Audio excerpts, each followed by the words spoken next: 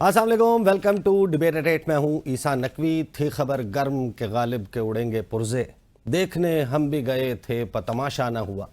आज ये कहा गया था कि वफाकी काबीना सर जोड़कर बैठेगी और आर्टिकल 17 के तहत पाकिस्तान की एक मकबूल सियासी जमात, बल्कि अगर वोट्स के और सीट्स के नंबर के एतबार से देखा जाए 8 फरवरी के इंतखाबात तो यही बताते हैं कि पाकिस्तान की सबसे मकबूल जमात पर पाबंदी लगा दी जाएगी। रेफरेंस भेजा जाएगा सुप्रीम कोर्ट ऑफ पाकिस्तान को और ये कहा जाएगा कि पाकिस्तान तहरीक इंसाफ एक दहशतगर्द जमात है, पाकिस्तान के मफादात के खिलाफ काम कर रही है, लिहाजा इस जमात को डी लिस्ट किया जाए, बैन किया जाए, कलअदम करार दिया जाए। और साथ ही अगर ये फैसला हो जाता तो पाकिस्तान तहरीक इंसाफ के जितने भी MNAs हैं, जितने भी सेनेटर्स हैं, जितने भी MPAs हैं, वो इस टर्म के लिए नाअहल हो जाते। लेकिन ऐसा नहीं हुआ। वफाकी काबीना के इजलास में ज़रा ये बताते हैं कि ये मामला एजेंडे पर नहीं आया। क्या वफाकी हुकूमत इस फैसले के ऐलान के बाद सेकंड थॉट्स आ रही हैं, उनको इत्तेहादी नहीं मान रहे, या फिर मिस फायर किया है, या फिर पहले जो किया जा रहा था वो हवाई फायरिंग थी? इस सवाल के साथ आगे बढ़ेंगे, लेकिन आज मैं पहले आपको सुनवाना चाहता हूं वज़ीर आज़म पाकिस्तान काबीना के इजलास में गुफ्तगू करते हुए कहा कि नई वारदातें की जा रही हैं जिनको बर्दाश्त नहीं किया जाएगा। वज़ीर आज़म ने क्या कहा, सुनिए।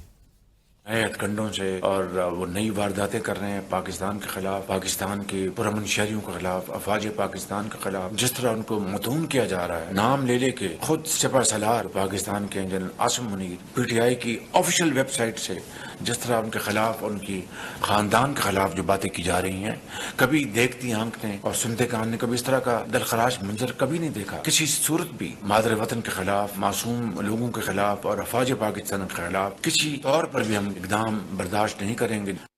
अभी इस वक्त प्रैक्टिकली ये समझ नहीं आ रही कि मुस्लिम लीग नून में भी इस बात पर इत्तफाक है या नहीं, और उनके इत्तहादियों में भी इत्तफाक है या नहीं। बड़ी मिक्स्ड मैसेजिंग की जा रही है। ख्वाजा आसिफ साहब ने एक टेलीविज़न टॉक शोज़ में गुफ्तगू करते हुए इस हवाले से जो गुफ्तगू की, उन्होंने कहा कि माफ़ी मांगने का आगाज़ है, माफ़ी मांगें, हमें कोई एतराज़ नहीं है, कौमी धारे में आ जाएं। दूसरी तरफ मरियम औरंगज़ेब साहिबा जो हैं वो एक डिफरेंट गुफ्तगू करती हुई सुनाई देती हैं। दोनों की गुफ्तगू सुनिए। एतराफ़ जुर्म, एतराफ़ गुनाह का वक्त नहीं है, ये सज़ा देने का वक्त है। मुझे दुख होता है कि मैं कहती हूँ कि सियासी जमात, मैं नहीं चाहती कि कोई सियासी जमात जो है, हम नहीं चाहते कि उसके ऊपर पाबंदी लगे, लेकिन आप उस डेफिनेशन में अगर टिक बॉक्स करें तो आपको समझ आ जाएगी ये कौन सी जमात है। लेकिन हमारे आइन में, हमारे कानून में एक सियासी जमात और एक दहशत गर्द जमात के अंदर तफरीक है। इस तफरीक को हम सबको समझना पड़ेगा। जुर्म साबित हो गया है, और मैं ये समझती हूँ कि हमारे आइन को, हमारे कानून को, हमारे कानून नाफिज करने वाले अदारों को, हमारी आला अदलिया से मैं बड़ी अदब से ये गुजारिश करती हूँ कि आज आपको मुजरिम को सजा देनी पड़ेगी, वरना अगर आप नहीं देंगे तो आपको कल को तमाम दहशत गर्द जमातों को, सियासी जमातों का सर्टिफिकेट देना पड़ेगा। ये बात बड़ी हैरान कुन है कि अब जुर्म साबित होता है टॉक शोज़ में, जुर्म साबित होता है प्रेस कॉन्फ्रेंसेस में और जलसों में। Such is the state of affairs in Pakistan. ये तमाम मामलात अदालतों में हल होने चाहिए या फिर ये टॉक शोज़ में ही हल होंगे? हम इसका जवाब एक टॉक शो में ही ढूंढने की कोशिश कर रहे हैं। मुझे स्टूडियोज़ में ज्वाइन कर रही हैं लीग नवाज़ से आमना हसन शेख साहिबा, पाकिस्तान तहरीक इंसाफ के रहनुमा नईम पंजोता साहब मुझे ज्वाइन कर रहे हैं, स्टूडियोज़ में मौजूद हैं, और पाकिस्तान पीपल्स पार्टी से रज़ा हारून साहब मुझे स्काइप के ज़रिए ज्वाइन कर रहे हैं। गुफ्तगू का आगाज़ आमना हसन शेख साहिबा से करेंगे। आमना साहिबा, बड़ा अरसा हो गया था मरियम औरंगज़ेब साहिबा जो हैं वो प्रेस कॉन्फ्रेंसेस नहीं कर रही थी। क्या अता तारड़ साहब के बस से बात बाहर निकल गई है? मरियम औरंगज़ेब साहिबा फाइनली आ गई हैं प्रेस कॉन्फ्रेंस? नहीं, आई डोंट थिंक उनका दोनों का कोई कंपैरिजन है, बिकॉज वो फेडरल को डील कर रहे हैं, वो पंजाब को डील कर रहे हैं। वो नहीं कर रही थी ना प्रेस कॉन्फ्रेंस, इसलिए उनका काम नहीं है ना, वो she is not the information minister, वो अपनी मिनिस्ट्रीज को हेड कर रही हैं। आज अगर कोई ऐसी चीज़ थी जो उनको लगा उनको एड्रेस करनी चाहिए तो उन्होंने कर ली। अच्छा, ये उनका अपना सो मोटो था या उनको कहा गया?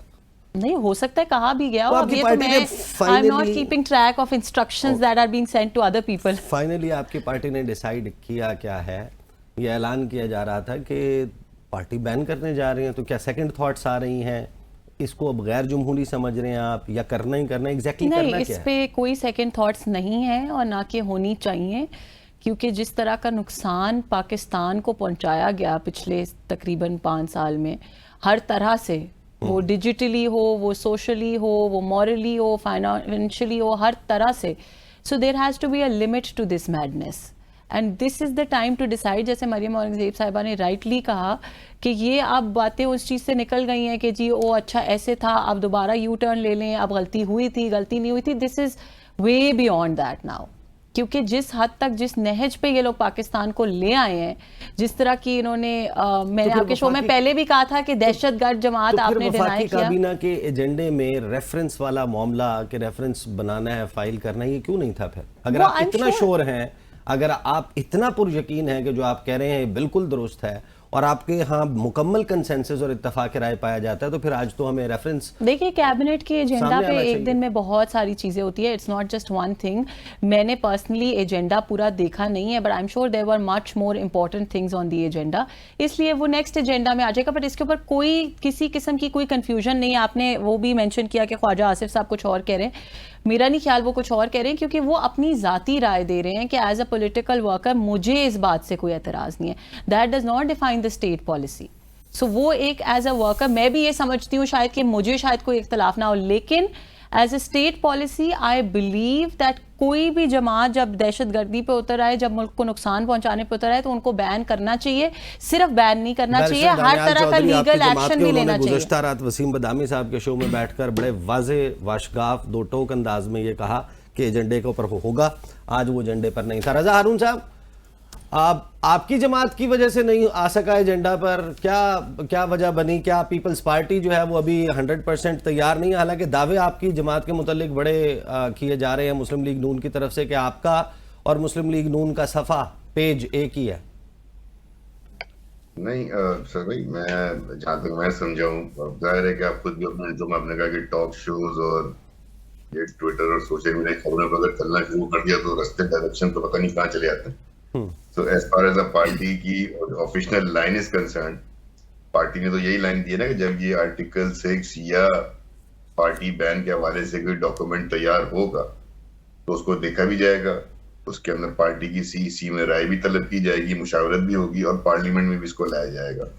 अभी तक जो आज तक है मुझे पार्टी का यही लाइन पता है। बाकी जो सब बातें होती हैं वो पॉलिटिकल ज्यादा होती हैं, मीडिया के लिए ज्यादा होती हैं, और फैक्चुअल बातों का मैं समझता हूँ गवर्नमेंट को भी प्रेस कॉन्फ्रेंस के बजाय बेहतर होता कि जब वो इस डिक्लेरेशन को ला रहे थे पार्टी बैन की, तो वो डिक्लेरेशन लेकर आते, और जिस तरह आर्टिकल 6 की बात हुई, जब वो कंप्लीट हो जाए, उसकी मुशावरत कंप्लीट हो जाए, जो भी होनी है जहां भी होनी है, बेशक पार्टी के अंदर होनी होगी, जब तक कोई डॉक्यूमेंट से इस तरह की चीजें तैयार ना हो जाए और फाइनल कंसेंसस कोई डिसीजन मेकिंग ना हो जाए, मैं समझता हूँ गवर्नमेंट्स को असूली तौर पर इज्तनाब बरतना चाहिए सिर्फ ऐसी खबरें आगे देने से जिसकी paper work. So you think ये एक प्री मैच्योर प्रेस कॉन्फ्रेंस थी, एक प्री मैच्योर प्रेस कॉन्फ्रेंस थी, अभी चीजें फाइनलाइज नहीं हुई? गवर्नमेंट के मामलात में ईसा भाई प्रेस कॉन्फ्रेंसेस होनी ही कम चाहिए। गवर्नमेंट की तो डिसीजन आनी चाहिए ना सामने। ये तो अपोजिशन पार्टीज का और दीगर पॉलिटिकल पार्टीज का होता है। हम पिछली पीटीआई के दौर हुकूमत देखते थे, रोजाना 4 प्रेस कॉन्फ्रेंस होती थी और वो आके जो है वो तमाम इल्जाम से भरपूर और बड़ी बड़ी स्टोरियां पेश कर दी जाती थी, बड़ी मल्टीमीडिया स्क्रीन के साथ प्रेजेंट किए जाते थे, शराद अकबर साहब होते थे और दीगर लोग बैठते थे। तो गवर्नमेंट का काम जो है बेसिकली प्रेस कॉन्फ्रेंस करना नहीं होता। गवर्नमेंट के इंफॉर्मेशन डिपार्टमेंट का काम, with due respect to Tarar साहब, हमारी मुस्लिम लीग की बहन जो है बैठी है, या मरियम औरंगजेब साहबा, यू हैव टू, आप गवर्नमेंट है ना, तो आपने तो कोई काम करके लेकर सामने आना है। उससे पहले आता है वो खामखा एक चाय की प्याली में तूफान ही होता है ना, वही चलता रहता है जब तक कि वो नहीं आएगा। So that's what it is right now, until unless there is something concrete evidential documentary सामने आती है तो उस पर भी डिबेट भी कर लेंगे ना। नहीं, लेकिन आपकी जमात के मुतालिक जो दावे आपके इत्तेहादी है, जो आपके वोटों से इस वक्त हुकूमत में बैठे हुए हैं, मैं आपको सुनवा देता हूँ। बैरिस्टर दानियाल साहब तो हमें कोई और कहानी सुना रहे हैं पीपल्स पार्टी के हवाले से, सदर आसिफ अली जरदारी के हवाले से। सुनवाएं प्रोड्यूसर साहब। तो जरदारी साहब की क्लैरिटी हमारे तक कम्युनिकेट भी हो चुकी है, वो हमारे साथ हैं, सेम पेज पर हैं। बैरिस्टर दानियाल कह रहे हैं, आप हमें कुछ और बता रहे हैं। नहीं, मैं तो आपको बता रहा हूँ जो आज अभी तक की पोजीशन है। मैंने कहा ना कि मैं इन्हीं चीजों से इज्तनाब बरतना चाहिए, वरना हमारी डिबेट एक ऐसी चीज पे होती है जो एग्जिस्ट ही नहीं करती। वो प्रेसिडेंट जरदारी साहब को अगर कोई अपना वर्जन देना होगा, उनके पास अपना प्रेसिडेंट का ऑफिस भी है और उनके पास पाकिस्तान पीपल्स पार्टी के तर्जमान भी मौजूद हैं। तो बैरिस्टर साहब से बिल्कुल न्याय अदब के साथ, he is not the spokesperson for the Pakistan Peoples Party और द प्रेसिडेंट ऑफ पाकिस्तान। लेकिन रजा हारून साहब, मसला यहाँ पर यह आ रहा है कि जो पीपल्स पार्टी के स्पोक्स पर्सन्स भी हैं, या जिनको हम ये समझते हैं कि जब ये गुफ्तगू करते हैं तो शायद ये पीपल्स पार्टी का मौक़िफ़ जो है, जो रेजोनेट हो रहा है, वो सामने आता है, तो जो सिंध के रहनुमा है वो कुछ और बात करते हुए नजर आ रहे हैं। जो पंजाब के पीपल्स पार्टी के रहनुमा है, फॉर एग्जांपल नदीम अफजल चंद, वो गुफ्तगू डिफरेंट कर रहे हैं। शर्जील इनाम मेमन दूसरी बात कर रहे हैं। शीरी रहमान साहिबा जो बात कर रही हैं वो मैच करती है शर्जील इनाम मेमन से। फरतुल्लाह बाबर जो स्टेटमेंट देते हैं, या रजा रबानी साहब उस स्टेटमेंट को आपकी पार्टी के सेक्रेटरी जनरल डिसोन कर देते हैं। तो हमें कंफ्यूजन तो पीपल्स पार्टी में भी नजर आ रही है। नहीं, ऐसा नहीं होता है सब भाई। मुख्तलिफ सियासतदान अपनी अपनी हैसियत में भी बात करते हैं ना। पार्टी का तर्जुमान तो जब पार्टी का फैसला होगा वो पार्टी के स्पोक्स पर्सन की तरफ से ऑफिशियली आएगा, वो सेक्रेटरी जनरल प्रेस करेगा या सेक्रेटरी इंफॉर्मेशन प्रेजेंट करेगा। लेकिन आप सीनियर लोगों से आप बातचीत करेंगे और उसके सामने एक मसला रखेंगे तो उसकी राय देने का हक तो रखते हैं।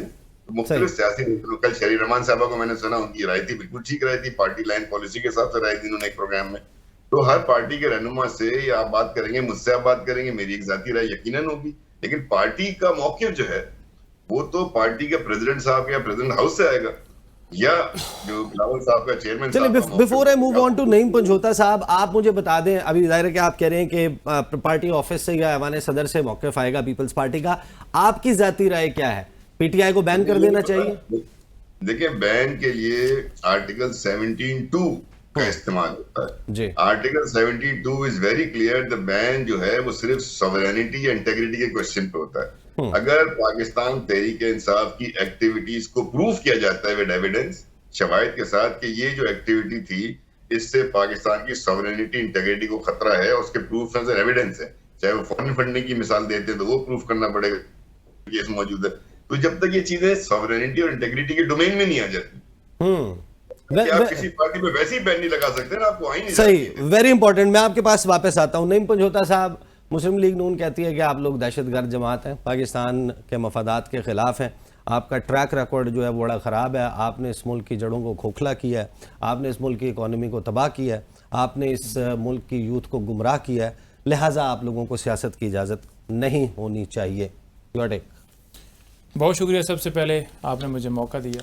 देखें, केसेस जो हैं अदालतों के अंदर चल रहे हैं, और अगर मैं आपको रिसेंट कुछ फैसलों की बात करूं तो मियाँ वाली और वहाँ पर सरगोदा में मुख्तलिफ मुकदमात थे। एयरबेस के ऊपर हमला हुआ, ISI के दफ्तर के ऊपर हमला हुआ।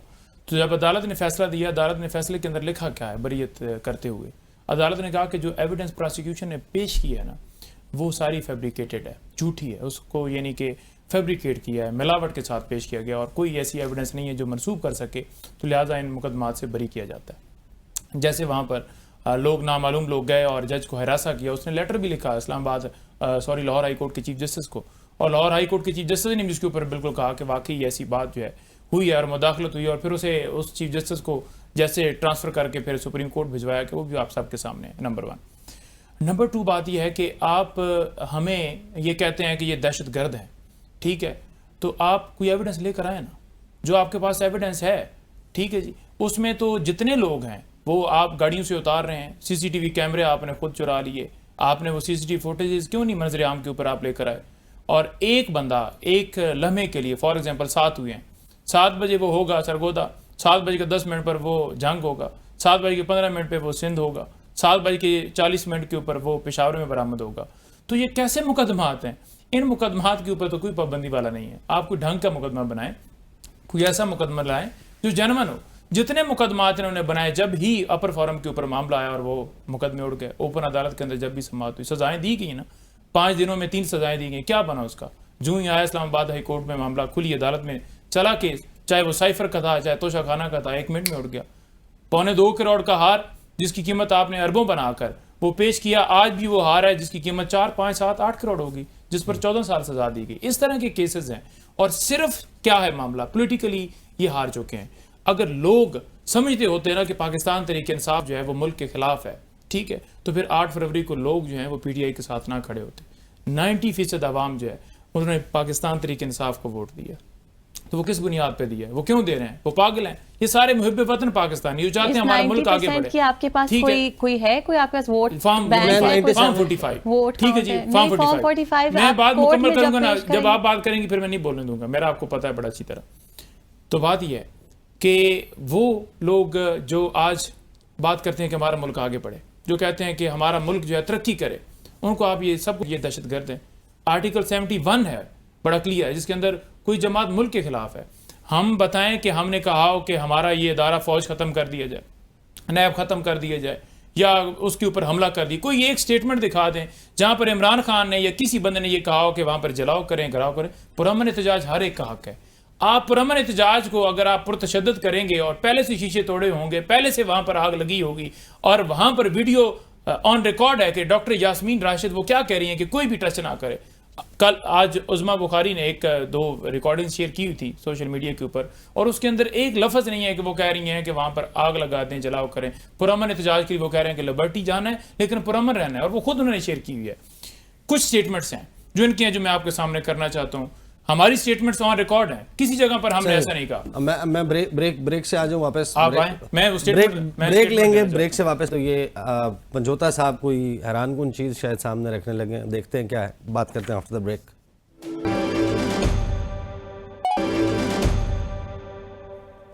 Welcome back after the break. Break से पहले नईम पंजोता साहब जो हैं वो कोई चीज सामने रखना चाह रहे थे, बताना चाह रहे थे, बताएं।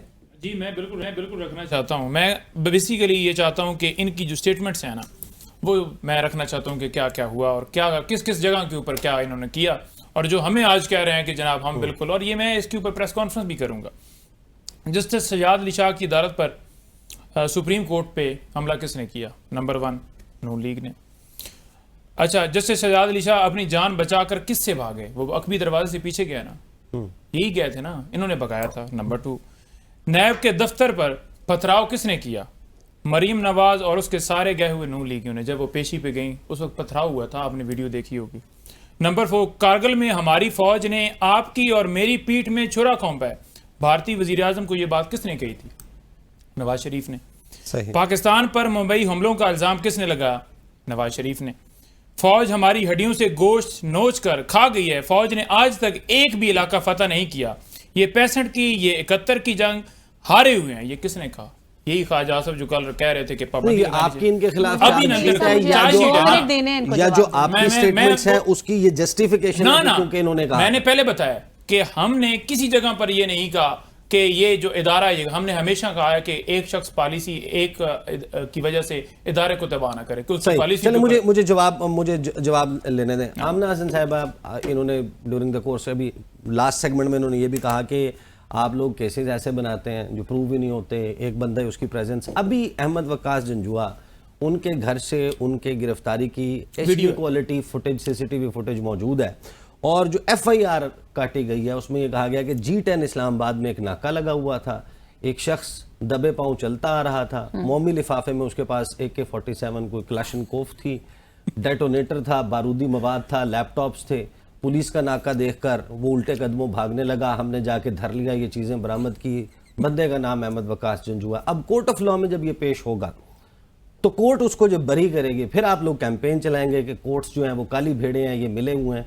तो दिस यानी कि ये किस तरह काम चलेगा अगर एविडेंस कुछ और है, FIR कुछ और है? यहाँ तो गलती है ना आपकी। देखिए जी, मैं सबसे पहले ईसा आपको ये कहना चाहती हूँ कि अगर किसी पर भी झूठा मुकदमा बनाया जाए, क्या वो हमारी जमात पे हो या वो किसी और जमात पे हो, तो मैं बिल्कुल उसकी मजम्मत करती हूँ और ऐसा किसी के साथ भी नहीं होना चाहिए। लेकिन इसी के साथ साथ मैं अपने दोनों भाई यहाँ पे जो मौजूद हैं, PTI को भी रिप्रेजेंट कर रहे हैं, पीपल्स पार्टी को भी कर रहे हैं, उन्होंने भी कहा कि जी इंटेग्रिटी और सॉवरेनिटी की बात होगी तो ही बैन लग सकता है आर्टिकल 17(2) के अंडर। और इन्होंने तो पता नहीं कोई बड़ी लंबी सी एक पर्चा लिखा हुआ जो है वो पढ़ लिया है और पता नहीं उसमें क्या क्या बातें कह दी। सबसे पहली चीज़ ये है कि अगर इनको ऐसी कोई बात लगती थी कि PMLN ने कुछ गलत किया या कोई एंटी स्टेट एक्टिविटी की, इनके पास जब हुकूमत थी, they could have taken action. ठीक है, वो उसके ऊपर एक्शन ले सकते थे। आपके दौरे हुकूमत में आपके मुताबिक, मैं इस चीज़ की बिल्कुल तरदीद नहीं कर रही हूँ, लेकिन ऐसा कुछ हुआ नहीं था। लेकिन अगर आपके मुताबिक ऐसा कुछ हुआ था, कोई हमला हुआ था नैब पे, किसी स्टेट इंस्टीट्यूशन पे, you should have taken legal action. और अगर आपने लीगल एक्शन नहीं लिया तो ये आपकी कोताही भी है और गद्दारी भी है पाकिस्तान से कि अगर कोई आपके स्टेट इंस्टीट्यूशंस पे हमला कर रहा है और आप हुकूमत में हैं, आप एक्शन नहीं लेते, तो ये आपकी ज्यादती है। और जो मेरे भाई ने कहा कि जी सॉवरेनिटी और इंटेग्रिटी की बात है, तो थोड़ा सा मैं आपको बैकग्राउंड दूं कि 1531 के अंदर पहली दफ़ा ट्रीजन का लॉ बना था यूनाइटेड किंगडम के अंदर, और उसके अंदर जो है वो डिसलॉयल्टी टू क्राउन का कॉन्सेप्ट था, क्योंकि पाकिस्तान में क्राउन नहीं है, पाकिस्तान में the crown is not supreme, constitution is supreme. So abrogation of constitution amounts So who's to the crown in Pakistan? the constitution. Okay. That is exactly what I'm coming जिसको at. मानते नहीं है। नहीं, आप लोग नहीं मानते, कौन? आप लोग नहीं सुप्रीम कोर्ट के मानते। फैसले पर अमल कौन नहीं करा रहा? नहीं, क्योंकि सुप्रीम कोर्ट का फैसला ही अनकॉन्स्टिट्यूशनल अच्छा है। ठीक है, सुप्रीम कोर्ट गलत है, आप ठीक है। नहीं, हम ये नहीं कह रहे, हम कह रहे हैं कि कॉन्स्टिट्यूशन आप सुप्रीम है। वैसे और आप जो ये इन्होंने कह रहे कहा, हैं, आप ये कह रहे हैं कि जो 8 जजेस हैं वो नहीं ठीक। उनको आपने कहा है टोला, हाँ। आपने कहा है कि इसको आहनी हाथों से निपटेंगे। और अभी न्यूयॉर्क में जस्टिस अतर मिनल्ला जब वहां पर गए हैं तो आपकी पार्टी ने एक बहुत भरपूर किस्म की कैंपेन चलाई है, प्रोटेस्ट ऑर्गेनाइज किया है जस्टिस अतर मिनल्ला के खिलाफ, और ये वही जजेस हैं जिनके पास आपने ये रेफरेंस लेकर जाना है कि इनको दहशतगर्द कहकर बैन कर दें। ईसा मैं वही बात कर रही हूँ, if you will let me finish. बात यह है कि पाकिस्तान में पाकिस्तान के कानून के मुताबिक constitution is supreme and any attack on the constitution of Pakistan is an attack on the sovereignty of the country. और इन्होंने एक बार वो अटैक नहीं किया, इन्होंने वो बार बार अटैक किया। अगर हम बगैर डिटेल्स में जाए, क्योंकि अगर मैं आपको केसेस की लिस्ट पेश करना शुरू करूंगी तो उस तरह तो शायद पूरा दिन निकल जाएगा। अगर हम सिर्फ एक एक्ट की बात कर लेते हैं, जिस वक्त वोट ऑफ नो कॉन्फिडेंस हुआ आर्टिकल 95(2)A के अंदर, it had to be voted upon within 3 to 7 days of the presentation of the vote of no confidence। 3 अप्रैल को वो 7वां दिन कंप्लीट होता था। उस दिन इनके ऊपर ड्यूटी थी, अगर इनको लग रहा था कि कोई साजिश हुई है, इनको कोई, वो साजिश से भी बाद में मुकर गए, लेकिन अगर इनको कोई भी और प्रॉब्लम थी, they should have approach the courts by any means. इनको वो वोटिंग करानी थी, मेरली वो वोटिंग ना करा के भी सुप्रीम कोर्ट इन्होंने ने नॉकडाउन कर दिया, सुप्रीम कोर्ट ने That इनके is खिलाफ not- फैसला No, दे no, दिया। no, no, no. आपकी लेकिन हुकूमत इसका आ ये गई, मतलब आपकी नहीं, हुकूमत इसका ने ये 16 मतलब नहीं, महीने this is में what you're वो not- आर्टिकल 6, वो आर्टिकल This 6 मेरी बात सुन लें, वो जो आर्टिकल 6 की आप बात कर रहे हैं, वो जिस बुनियाद पे कर रहे हैं, उसके बाद आपकी हुकूमत आई, 16 महीने आपने वो मुकदमा नहीं शुरू किया। यही तो आज सवाल है क्योंकि कि 16 आज कौन महीने सा नया हमारी ground आया? गवर्नमेंट नहीं थी, 16 महीने हमारी गवर्नमेंट नहीं किसकी थी, government 16 थी? महीने पीडीएम की गवर्नमेंट थी, जिसके अंदर सारे फैसले उनकी मशावरत से होने थे। Now we are in a much stronger position to make such decisions and that is why we आज भी आपकी coalition government और है। उसके बाद सबसे पहली बात यह है कि हम कोalition गवर्नमेंट है लेकिन कैबिनेट का हिस्सा नहीं है, पीपल्स पार्टी, नंबर 1। नंबर 2, सबसे इंपॉर्टेंट चीज ये है कि उस वक्त अगर इनको ढील दी गई, अगर यही कहा गया कि यार चलिए, इस वक्त हमारा फोकस मुल्क की बेहतरी है। मुझे रजा हारून साहब, पाकिस्तान मुस्लिम लीग नवाज कह रही है हम आज एक बड़ी मजबूत हुकूमत है। ये तो हमें पता है कि वो मजबूत हैं तो आपके वोटों से, आपके वोट नहीं है, ये हुकूमत एक दिन क्या एक सेकंड नहीं चल सकती, हुकूमत तहस नहस हो जाएगी। आप किस किस मामले में इनके साथ हैं? बिजली के बिल सबको नजर आ रहे हैं, जजेस के खिलाफ कैंपेन वो हमें नजर आ रही है, और ये जो मुकदमात और ये सब कुछ है, इस तमाम सियासुफैद का मालिक आपने इनको बना दिया है या आपने इनके ऊपर कोई चेक एंड बैलेंस रखा हुआ है? समझते हैं, कुछ बातें होती हैं बड़ी इंपॉर्टेंट है। मेरी बहन ने ये बताया, मैंने कहीं नहीं कहा कि अगर सॉवरेनिटी और इंटेग्रिटी पे कोई केस बनता है तो ना बनाए। मैं तो बता रहा था अपनी बहन को कि उसके लिए सॉवरेनिटी इंटेग्रिटी को प्रूफ करना बहुत जरूरी है, और उसके लिए जाहिर है मुकदमा मजबूत बनाना होगा आपको। अब ये तो गवर्नमेंट ही बता सकती है कि मुकदमा किन बुनियाद पे बना रही है। अभी तक तो मैं सिर्फ प्रेस कॉन्फ्रेंस सुनी है और टीवी मीडिया पे टॉक शोज में सुना है कि उनके पॉइंट्स क्या हैं, but I haven't seen anything concrete yet. और दूसरी बात ये है कि देखिए, पॉलिटिकल पार्टी, मैं किसी को डिफेंड नहीं कर रहा, ना किसी को अफेंड करना चाहता हूँ। Political party is not the name of one और एक दो बंदों का नाम नहीं होती political party. Political party association of many people, एक एसोसिएशन होती है अवाम के दरमियान जो पे रिजॉल्व करती है, पॉलिटिकल पार्टी बनाती है।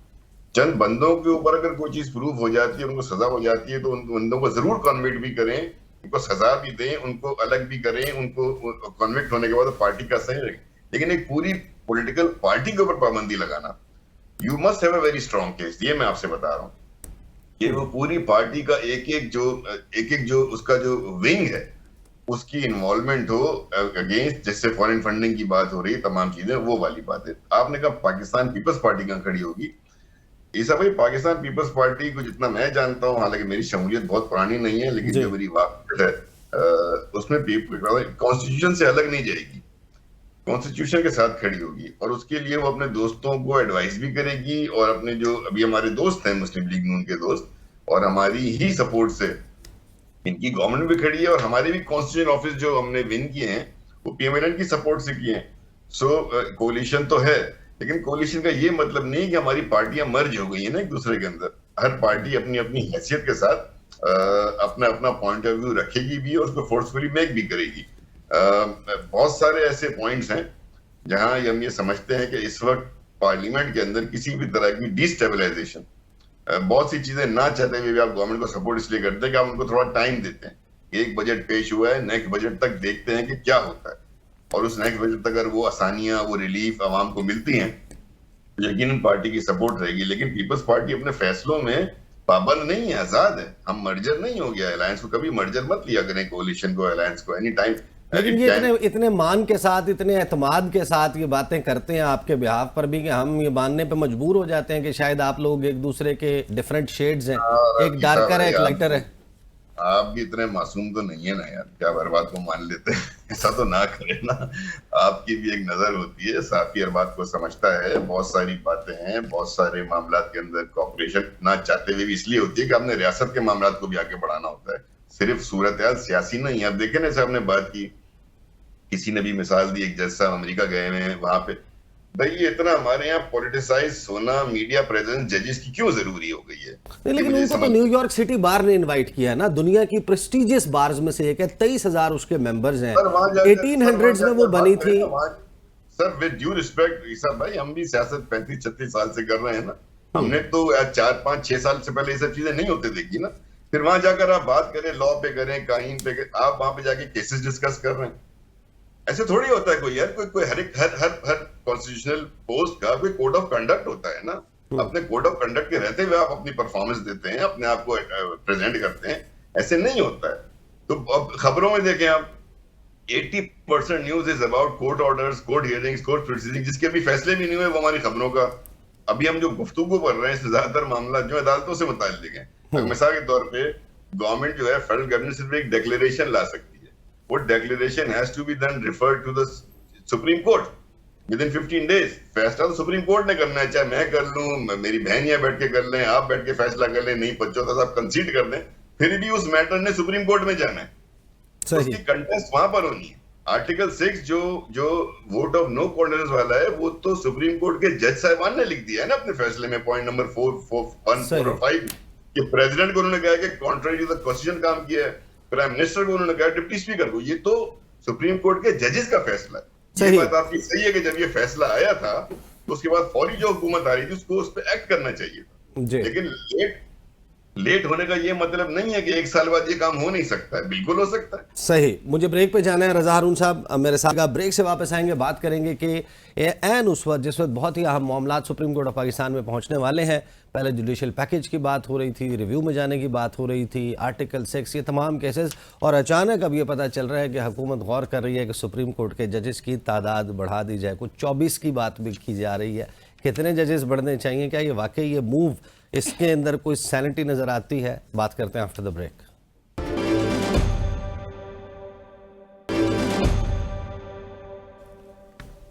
Welcome back after the break. एन वो वक्त जब पाकिस्तान की सबसे बड़ी अदालत में बहुत अहम मुकदमात जा रहे हैं, एन उस वक्त लगता यह है कि हुकूमत कुछ मुख्तलिफ किस्म की मनूवर्स करती हुई नज़र आ रही है। पहले एक जुडिशल पैकेज की बात हो रही थी, और अब कुछ इस किस्म की इतलात हैं कि जो सेनेट की कायमा कमेटी और कानून और इंसाफ है, उसका इजलास जो है उसमें जजेस की तादाद बढ़ाने के ऊपर इत्तफाक हो गया। इन प्रिंसिपल ये एग्रीमेंट हो गया है कि इनकी तादाद बढ़ाई जाएगी। चेयरमैन कमेटी ने यह बताया है कि 17 जजेस जो हैं वो फारूक एच नाइक ने कहा कि इस वक्त हैं। 4 एडहॉक जजेस की तजवीज़ आई है, ये सेनेटर फौजिया अरशद ने कहा, और जजेस की तादाद बढ़ाने की ज़रूरत का मुंह बोलता सबूत है कि इस वक्त 4 एडहॉक जजेस की तैनाती की तजवीज़ सामने आई। और साथ ही वफाकी वज़ीर कानून ने कहा कि क्या पता 24 जजेस सुप्रीम कोर्ट में दरकार हों। क्या हुकूमत इस किस्म का कोई फैसला कर चुकी है या करना चाहिए, किया जा सकता है अभी या नहीं? आमना हसन शेख साहब, आपका बैकग्राउंड जो है वो वकालत के शोबे का भी है, तो आप बताएंगे क्या आपकी हुकूमत जो है वो फैसले? देखिए, ये तो लॉ उनको परमिट करता है गवर्नमेंट को एड हॉक जजेस की अपॉइंटमेंट, और मैं समझती हूँ कि अगर ऐसा होगा तो एक बहुत खुश आइन फैसला होगा, क्योंकि पाकिस्तान के अंदर जस्टिस डिले होने की एक बहुत बड़ी रीज़न ये है कि इतने ज़्यादा नंबर ऑफ़ पेंडिंग केसेस हैं। हम देखते हैं कि जो सियासी मुकदमात हैं और बहुत सारी ऐसी चीज़ें हैं, उनका तो फ़ैसला शायद प्रेशर की वजह से और टेक्निकल रीजंस की वजह से जल्दी आ जाता है, बट सालों साल लोग कोर्ट्स की, तो I think it would be a very positive step अगर ना कि सिर्फ सुप्रीम कोर्ट में, मैं तो समझती हूँ हर कोर्ट में हमें जजेस की तादाद बढ़ाने की ज़रूरत है। हर कोर्ट में जजेस की तादाद बढ़ाने की दैट इज माई पर्सनल जो केस स्पेसिफिक ये तासुर जब सामने आता है कि आइन भी आप चाहते हैं कि पर्सन स्पेसिफिक या केस स्पेसिफिक हो, नहीं, हम कानून जो ऐसा है बिल्कुल नहीं चाहते। 18वीं तरमीम में आप लोगों ने जोर क्यों लगाया था कि तीसरी मरतबा वज़ीर आज़म बनना चाहिए? एक ही शख्स हयात था जो 2 मरतबा वज़ीर आज़म बन चुका था, तीसरी मरतबा बनना था मियां मोहम्मद नवाज शरीफ। 18वीं तरमीम, उसके बाद बात कर लें जो रिव्यू ऑफ जजमेंट्स एक्ट है, जो सुप्रीम कोर्ट ऑफ पाकिस्तान से जिस केस में ताहयात नाअहली खत्म हुई है, वो पर्सन स्पेसिफिक है, उसमें कौन था? मियां मोहम्मद नवाज शरीफ थे। जो प्रैक्टिस एंड प्रोसीजर एक्ट है, उसके लिए जोर आपने इसलिए लगाया कि प्रैक्टिस एंड प्रोसीजर एक्ट के तहत केसेस जो बेंचेस हैं वो बनने चाहिए। उमर अता बंदियाल जजेस जो है वो बेंच बना रहे थे। उस वक्त केस कौन सा था? पंजाब असम्बली के इंतखाबात का। आज आप बात कर रहे हैं जिस वक्त आप सुप्रीम कोर्ट ऑफ पाकिस्तान जाना चाहते हैं, जजेस बढ़ाने की तादाद की बात कर रहे हैं, जब आप कौन से मुकदमात लेकर जा रहे हैं? आर्टिकल 6 का मुकदमा हाई कोर्ट की तरफ जाना है, लेकिन जो पार्टी बैन का मामला है वो सुप्रीम कोर्ट ऑफ पाकिस्तान जाना है। आप रिव्यू में जा रहे हैं, आप चाहते हैं एक लार्जर बेंच भी बन जाए, हालांकि उसका प्रेसिडेंस भी नहीं। तो ये सब केस स्पेसिफिक नजर आ रहा है। अच्छा, मैं आपको थोड़ा सा इसका बैकग्राउंड दूँ ईसा, ये पर्सन स्पेसिफिक बिल्कुल भी नहीं है, बट पूरी दुनिया में जब कभी भी कोई लेजिस्लेशन होती है या किसी लॉ के अंदर कोई अमेंडमेंट होती है, कोई नया लॉ बनाया जाता है, तो हमेशा कोई एक ऐसा केस होता है जिससे आपको ये चीज़ रियलाइज होती है। तो जितनी भी आपने मिसालें दी, ये लॉ जो है ये सिर्फ अगर हम इतलाक नहीं करते ना। नहीं, मैं आपको बताती हूँ, जैसे आपने कहा कि 8 फरवरी को जो इलेक्शन हुआ जिस पे इनका इल्जाम है कि आपने चोरी किया, उस चोरी की इन्वेस्टिगेशन किसने करनी है? कानून आप अब बना रहे हैं, आप ऑर्डिनेंस लेकर आए हैं कि एक रिटायर्ड जज को ट्रिब्यूनल में तैनात किया जाए, क्योंकि जस्टिस तारिक महमूद जहांगीरी आपसे फॉर्म 45 मांग रहे हैं, जस्टिस अनवार हुसैन आपसे फॉर्म 45 मांग रहे हैं। No, I will correct your facts here थोड़े से। मैं आपको यही कह रही हूँ कि आपने पहले मिसाल दी मियां नवाज शरीफ साहब के तीसरी बार वजीर आजम बनने की, और आपने कहा कि पर्सन स्पेसिफिक, ऐसा नहीं है कि सिर्फ वो बन गए। उस लॉ के बनने के बाद पाकिस्तान में कोई भी शख्स 3 बार वजीर आजम बन सकता है, 2 से ज़्यादा बार वजीर आजम बन सकता है हमेशा से। जिस तरह for instance women property rights का केस आया, अब अगर कोई केस एक्ट आया, अगर कोई ऐसा लॉ था, ऐसा कोई केस आया जिसके अंदर ये चीज़ का मसला पेश आया, लोगों ने रियलाइज़ किया, जुडिशरी ने, पार्लियामेंट ने, राइट पावर कॉरिडोर्स ने रियलाइज़ किया कि यार ये प्रॉब्लम है, this woman is facing this problem. वक्त का मैं counter arguments for all the no, I am sure you have, लेकिन ये मैं डिसएग्री करती हूँ इस चीज़ से कि this is not a person specific. 27 मई को आप लोग एक ऑर्डिनेंस लेकर आए कि रिटायर्ड जज को ट्रिब्यूनल में तैनात किया जा सकता है। तो 8 फरवरी का इलेक्शन हो चुका था माजी में, उस वक्त तो हमारे पास तो आप गवर्नमेंट है ना, जब गवर्नमेंट बनाएंगे तो उसके बाद हम लोग see what is the purpose of a government and a parliament? It is legislation. हमने यहाँ पे पार्लियामेंट्स को और लेजिस्लेटर्स को गलियां ठीक करवाने और गटर के ढक्कन लगाने के लिए रखा है ना, बट लेजिस्लेशन तो गवर्नमेंट ने करनी है।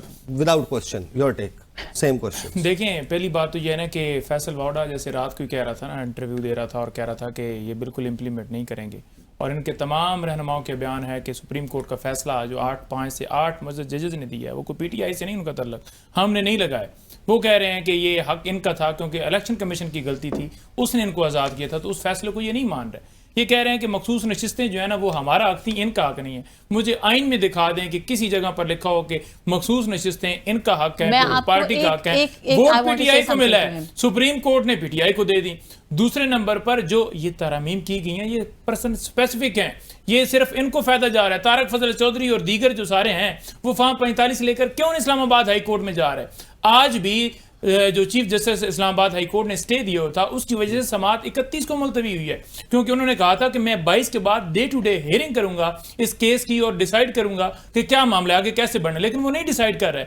180 दिन का टाइम है एक्ट के अंदर, आपने 180 दिन के अंदर वो पिटीशन डिसाइड करनी है, लेकिन यहां पर आपको पता है कि 5 साल गुजरने के बाद कहा जाता है कि बल्कि उस बंदे के साथ बड़ी ज्यादती हुई है। वहां पर बात की जाती है कि बिलावल भुट्टो जो है, उनके जो जुल्फकार भुट्टो साहब, उनको आज जो है वो इंसाफ मिल रहा है, लेकिन जो आज लोग मिलिट्री ट्रायल के अंदर पड़े हुए हैं, जो आज मिलिट्री कस्टडी नहीं, के अंदर पंचोता है, साहब। वो इंसाफ मांग रहे हैं। 1 साल से फिजिकल रिमांड मैं- के ऊपर सही, हसन मैं न्याजी, आपसे हैदर आखिर मजीद में- तमाम आखिर लोगों में- को दिया हुआ है। मैं तो आखिर में इन्होंने ना आपसे- आइन की कोई जो है वो शिक छोड़ी है, ना आखिर- कानून की, आखिर में हर आपसे- चीज ये उड़ा चुके हैं। रजा हारून साहब, आर्टिकल 6 रजा हारून लगना साहब चाहिए। क्विकली बता दें, मुस्लिम लीग नून सुप्रीम कोर्ट के 8 जजेस के खिलाफ भरपूर कैंपेन चला रही है। इसमें मुस्तकबिल के 4 चीफ जस्टिस हैं, justice Mansoor Ali Shah, justice Munib Akhtar, justice Ayesha Malik और जस्टिस शाहिद वहीद। क्या आप इनको मशवरा दे रहे हैं? आप इस कैंपेन में इनके साथ हैं या नहीं है? क्योंकि तासुर यह है कि हुकूमत चला रही है और हुकूमत आपके वोटों पे खड़ी है।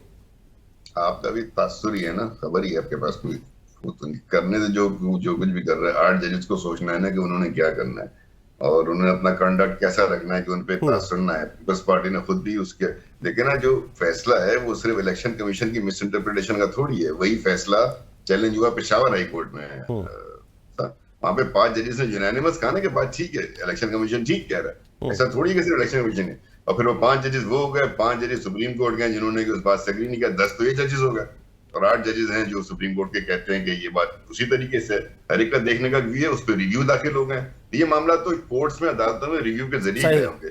मैं तो ये कह रहा हूँ जो बात है ना, जो असल बात करने की आज है, वो तो परसों जो खान साहब ने बात की है 9 मई के हवाले से, उन्होंने तो ये बात मान ली ना कि जीएचक्यू की तरफ भेजा मैंने था, मेरी हिदायत पे गए थे, मैंने कहा था वहां जाओ। और उसको सही। नहीं, कोई ऐसी बात 2 दफा, एक अच्छा। दफा नहीं 2 दफा करता।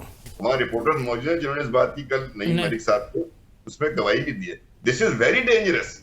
इनको अंदाजा नहीं, उन्होंने कुछ डिनाई बात कर दिया। अब इसका क्या करें? ये जाहिर है कि ये कोई 164 का बयान नहीं था। अब यही मसला है, he is not there, recording भी अवेलेबल नहीं है। या तो सुना है कि अडियाला जेल में कोई कैमरे भी लगे हुए हैं, वो सामने वो सामने आ जाए, वो सामने आ जाए। वक्त जो है वो मेरे पास खत्म हो गया। आमना हसन शेख साहब, नईम पंजोता, रजा हारून साहब, बहुत बहुत शुक्रिया, आप प्रोग्राम में मौजूद थे। अब तक के लिए इतना ही, इजाजत दीजिए, अल्लाह हाफिज।